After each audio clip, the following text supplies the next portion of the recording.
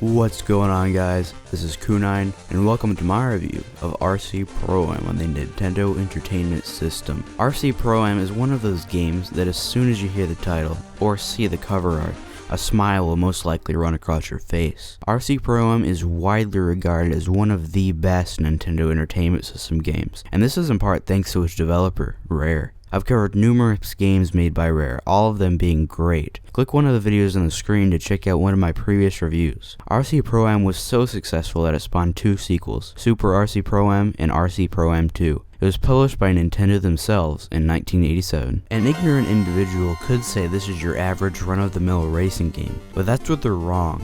This game is anything but ordinary. You play, as the title suggests, an RC car racing 3 other opponents on 24 unique tracks. It's also in an isometric perspective, which in most cases is not very enjoyable, but RC Pro-Am finds a way to perfect it. As you race across the track, you will find many obstacles and many items.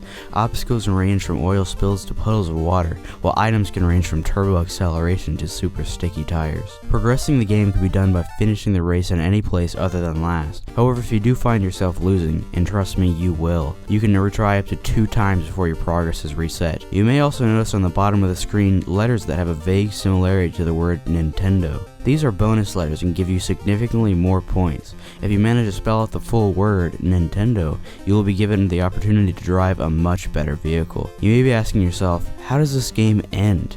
And, spoiler alert, it literally doesn't end. You just get caught in an endless loop of races with no end in sight. Artificial intelligence is honestly superb in this game. Even if it wasn't released in 1987, this would still have amazing artificial intelligence. The other races always know exactly what to do, and many times will get cheap shots on you, which in turn will make you lose. On the bottom of the screen, useful information is displayed in bright, vivid blue and red.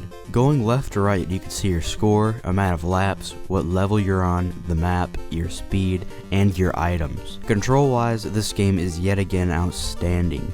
Everything feels precise and just the right sensitivity. You press the left and right parts of the D-pad to drift around corners, and the start button to pause the game.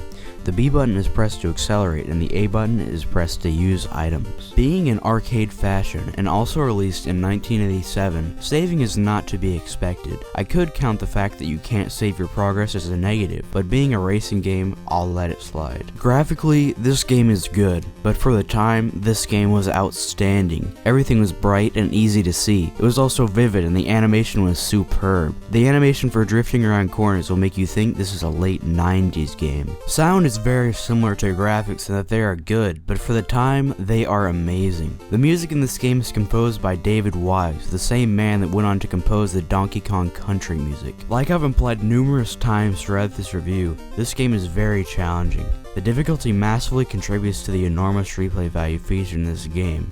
RC Pro-Am is often referred to as one of the best Nintendo Entertainment System games, and I would have to agree. This game is phenomenal.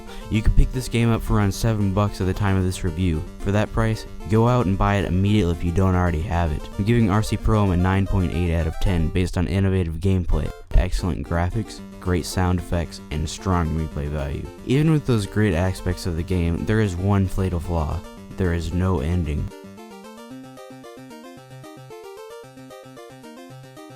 Disagree? Have suggestions for the next video? Leave what you have scored the game and any suggestions you might have in the comments. My last video was a review of Crash Bandicoot: The Great Adventure, an interesting game to say the least because it was developed by the same people who brought you Guitar Hero. Click here to check it out. Be sure to like this video if you enjoyed it and subscribe if you want to see similar content.